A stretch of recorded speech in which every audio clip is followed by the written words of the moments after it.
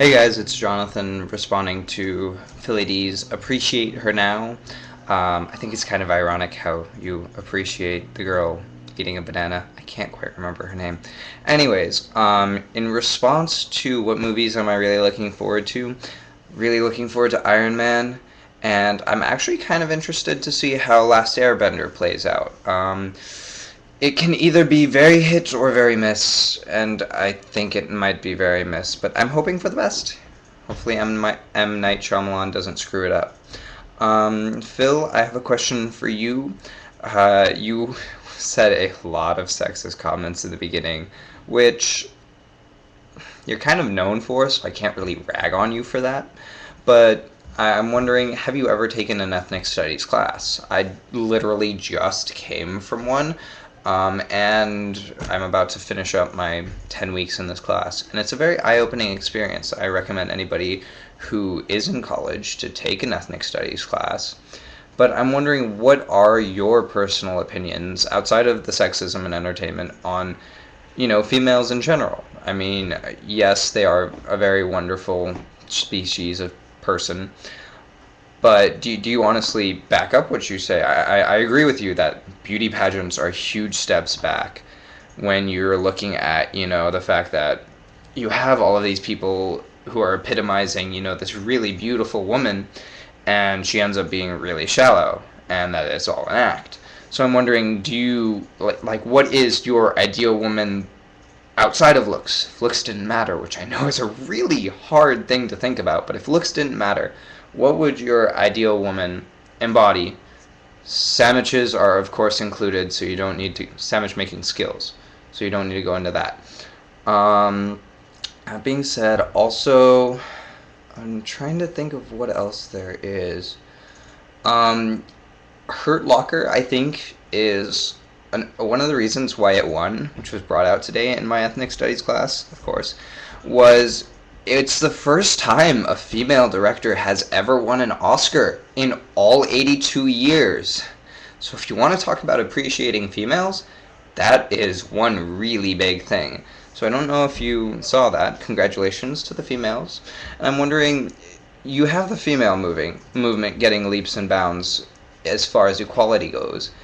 Do you think that the racism issue should also have been done by now? I mean, if you think about it, women's equality, really, the movement has been going on a little over 100 years. I mean, if you go back, pre-1911, you have 100 years, and we almost had our first woman president. We almost, we have a huge amount of people in the Senate who are moving towards, having more female senators and governors. But, I mean, do you really think that the race issue has been solved or had steps moved towards it? You have the Rooney Rule, which in football says that you have to have one non-white person interviewing anytime there's a head coaching position open. Do you think that that should be applied also to women? And do you think that more emphasis should be put on the African American or non-white, I mean non-white movement?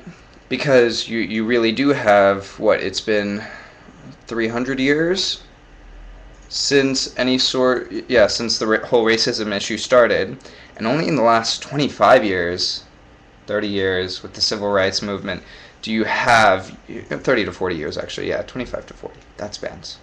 Kind of a little bit tired. Do you really have any movement? And I mean, a lot of people say, okay, look at sports. There are lots of black people in sports. But then if you look at it, compare how commentators look at white sports athletes to black sports athletes. You have, white commentators saying, oh, that's so much hard work to get where he is, and about a white athlete, so much hard work, and he's very tactical with his movements. But if you look at African Americans, when they're idealized in sports, it's focusing on their brains, their bronze, a little bit less on their brains, and how he's just naturally disposed to being very aggressive and very sexualized. And so, we've had this discussion in our class, and then if you say, okay, well, there's a little bit more respect, but that respect is still twinged in sports, where's the respect elsewhere? Okay, we have a black president, but does that mean that there's as much equality for black people still? I know someone said that when we have a black president, you can't use the "I'm black" card anymore. Well, what does that mean about other minorities when you have Asian American people or someone who has Asian descent within them? How do you deal with the prejudices against those people or Latinos? And so I'm just wondering, do you think that really the movement towards females and how females have gotten rights is on par with the movement for everybody else to get rights and equality? Or do you think some are ahead, some are behind, and what can we really do to remedy that? That's my question to all of the viewers.